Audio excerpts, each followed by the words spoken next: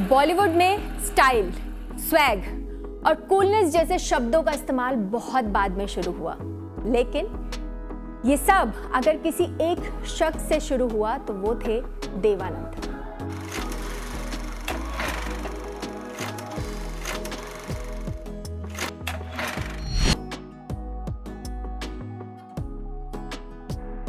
आज जब हम उनके करियर और उनकी फिल्मों को देखते हैं तो साफ लगता है कि वो अपने दौर से कई कदम आगे थे। हिंदी सिनेमा के पहले मॉडर्न, वेस्टर्न इन्फ्लुएंस्ड, बहुत ही स्मार्ट और हमेशा यंग दिखने वाले हीरो यानी असली ट्रेंडसेटर। वैसे भी कुछ लोगों की चमक इतनी नायाब होती है कि वो वक्त, सरहद और जमाने की हर दीवार पार कर लेती है। देवानंद ऐसे ही सितारे थे। उनकी पॉपुलैरिटी सिर्फ भारत तक ही सीमित नहीं थी। पाकिस्तान, नेपाल, बांग्लादेश, श्रीलंका, अफगानिस्तान जैसे पड़ोसी देशों में भी उनका नाम उतनी ही मोहब्बत से लिया जाता था। इतना ही नहीं, हॉलीवुड के दिग्गज डायरेक्टर डेविड लीन, एक्टर ग्रेगरी पेक और फिल्म मेकर फ्रांसिस फोर्ड तक देवानंद को पहचानते थे। ये उस दौर की बात है जब बॉलीवुड का नाम ठीक तरह से दुनिया में पहुंचा भी नहीं था। इसीलिए कहते हैं कि देवानंद की कहानी सिर्फ एक एक्टर की कहानी नहीं, बल्कि एक ऐसे इंसान की जर्नी है जिसने सपनों की गठरी लेकर पूरी दुनिया को अपना मुरीद बना दिया था।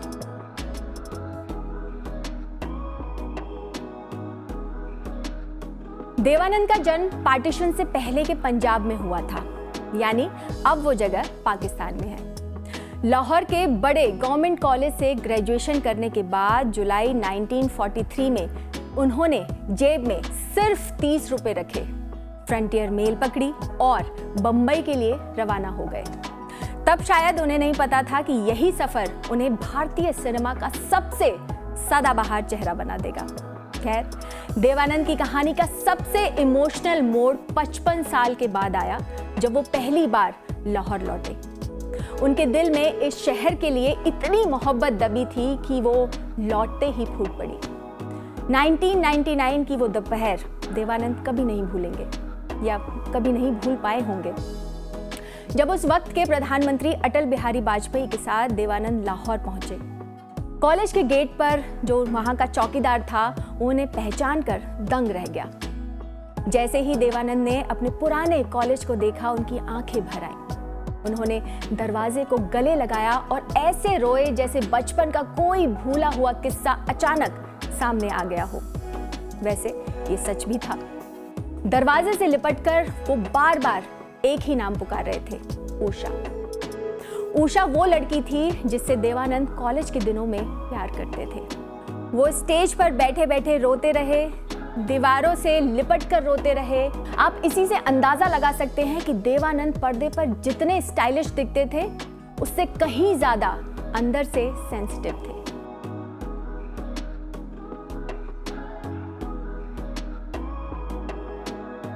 वापस चलते हैं देवानंद के बंबई के सफर पर। जब वो लाहौर से पढ़ाई करके बंबई पहुंचे थे, तब देश आजादी के करीब था और पूरा शहर एनर्जी से भरा हुआ था। अब इतने बड़े शहर में 2 टाइम की रोटी भी कमानी थी, तो बंबई आकर उन्होंने कभी क्लर्क का काम किया तो कभी ब्रिटिश आर्मी के सेंसर डिपार्टमेंट में नौकरी की। लेकिन देवानंद का मन हमेशा से एक्टिंग के लिए तरसता रहा। फिर एक दोस्त ने फिल्म मेकर बाबूराव का नाम बताया और उनसे मिलने के लिए कहा। बाबूराव ने पहली ही मुलाकात में देव के चेहरे पर वो चमक देखी जिसकी उन्हें तलाश थी। उन्हें पुणे बुलाया गया और पहली फिल्म हम एक हैं बननी शुरू हुई।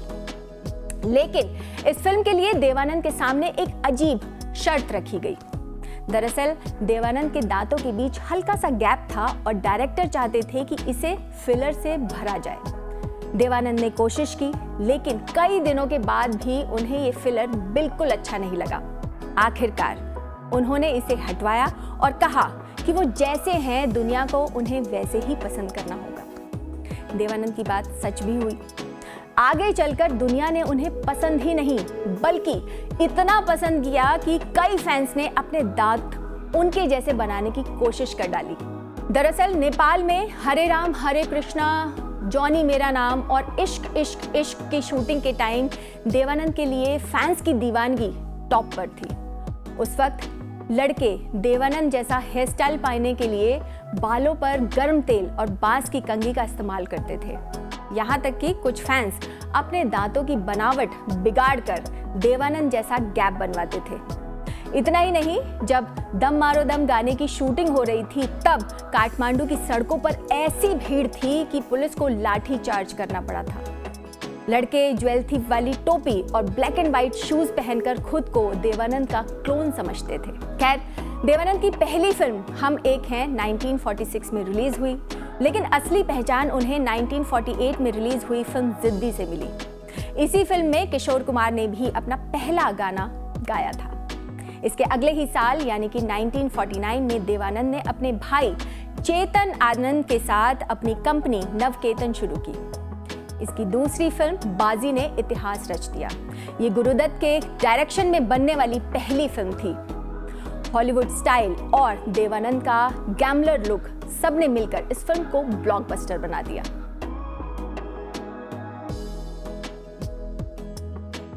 देवानंद का स्टाइल शब्दों में बयां नहीं किया जा सकता। झुकी हुई चाल, गले में रंग बिरंगे स्कार्फ, लंबी टोपियां और बिना रुके लगातार बोलते चले जाना, ये सब उनका ट्रेडमार्क बन गया था। कई कहते थे कि वो काली शर्ट पहनकर सड़क पर नहीं निकल सकते थे क्योंकि लड़कियां बेहोश हो जाती थी। लेकिन देवानंद ने अपनी ऑटोबायोग्राफी रोमांसिंग विद लाइफ में इस बारे में लिखा और बताया कि ऐसा कुछ भी नहीं था। मतलब ये सारी बातें सिर्फ अफवाह थी। हाँ, मगर ये सच है कि लड़कियां उनकी एक झलक पाने के लिए अपनी जान की भी परवाह नहीं करती थी। वैसे सिर्फ लड़कियां ही नहीं बल्कि बड़े बड़े नेता भी देवानंद के फैन थे। जब वो काला पानी की शूटिंग करने इंडोनेशिया गए तब वहां के राष्ट्रपति सुकर्णो खासतौर से देवानंद को देखने आए थे।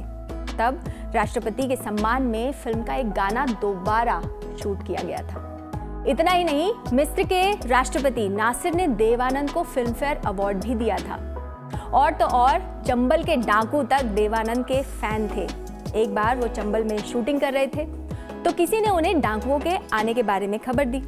देव साहब ने जवाब दिया, उनसे कहो कैमरा लेकर आए, ये उनका आखिरी मौका होगा मेरे साथ फोटो खिंचवाने का। अगले दिन सच में डाकू आए और देव साहब से मतलब देवानंद से हाथ मिलाने, उन्हें गले लगाने और फोटो खिंचवाने में मस्त हो गए।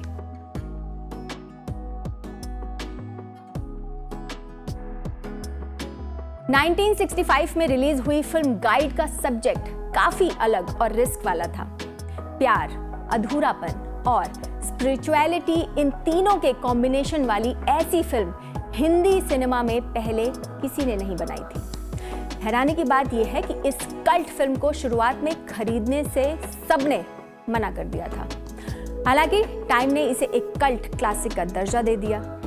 एक इंटरव्यू में देवानंद ने कहा था कि अगर लोग कहते हैं कि गाइड मेरा सबसे अच्छा काम है तो उनकी बात मान लेनी चाहिए, लेकिन मैं इससे बेहतर काम कर सकता हूं क्योंकि मैं देवानंद हूं।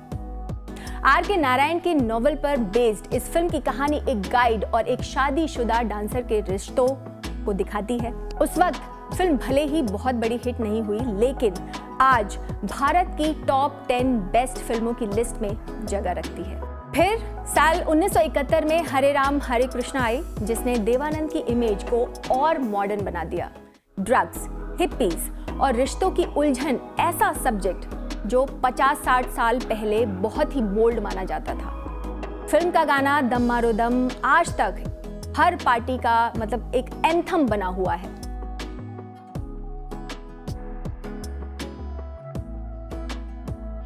देवानंद की पर्सनल लाइफ भी किसी कहानी की तरह ही खूबसूरत थी। एक्ट्रेस सुरैया से उनका प्यार जग जाहिर था, लेकिन मजहब की दीवार बीच में आ गई और दोनों अलग हो गए। देव साहब हमेशा कहते थे कि काश कहानी का अंत कुछ और होता, मगर सुरैया उनकी यादों में हमेशा रही। उनकी मौत के दिन देवानंद पूरे दिन अकेले बैठे रहे और उनकी आंखों में सिर्फ आंसू थे। दरअसल सुरैया का स्टारडम, उनके रुतबे का एहसास देवानंद को लाहौर के दिनों से ही था। सुरैया उनकी फेवरेट एक्ट्रेसेस में से एक थी।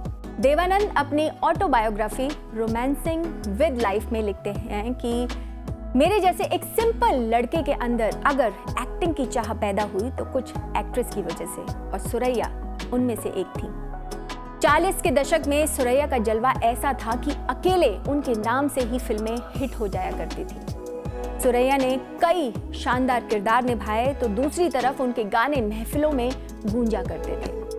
देव साहब ने उन दिनों को याद करते हुए अपनी बुक में लिखा कि जब मैं स्टूडियो में काम की तलाश के लिए जाता था तब सुरैया का जलवा ऐसा दिखता था, मतलब अलग ही जलवा था उनका। वो अपनी अम्पाला कार में सवार होकर जैसे ही स्टूडियो के गेट पर पहुंचती, भीड़ उमड़ पड़ती। सेट पर पहुंचती तो सन्नाटा हो जाता, लोग सुरैया को देखते ही रह जाते। वो इतनी बड़ी स्टार थी कि तब देवानंद के ख्याल में सुरैया से इश्क तो दूर, दोस्ती की बात भी नहीं आती थी। मगर फिर आया साल 1948 और फिल्म बनी विद्या।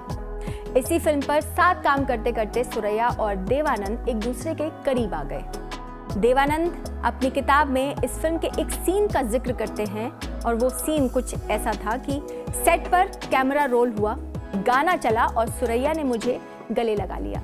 उनकी सांसों की गर्माहट मैं साफ महसूस कर सकता था। मैंने उनके हाथों को चूमा और तभी डायरेक्टर ने जोर से कहा, ग्रेट शॉट। ये वही सीन था जहां से सुरैया और देवानंद के प्यार का सफर शुरू हुआ था।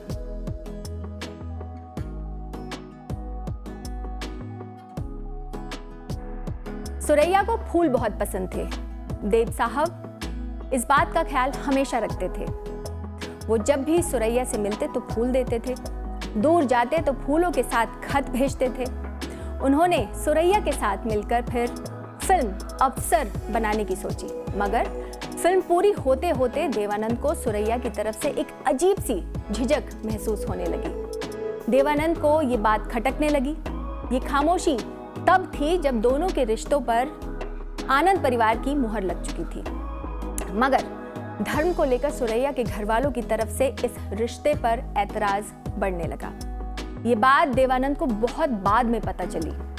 एक दिन देवानंद सुरैया से मिलने उनके घर गए, तब उन्हें देखते ही सुरैया की नानी ने दरवाजा बंद कर दिया। देवानंद को लगा कि उनकी कामयाबी की वजह से हालात बदल जाएंगे, लेकिन सुरैया की नानी पीछे हटने के मूड में कतई नहीं थी।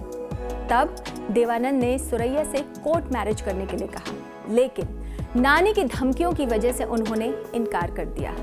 तब एक खूबसूरत कहानी ने दम तोड़ दिया। खैर, देवानंद से जुड़े किस्से कहानियां और भी बहुत हैं, लेकिन वो फिर कभी सही। जय हिंद।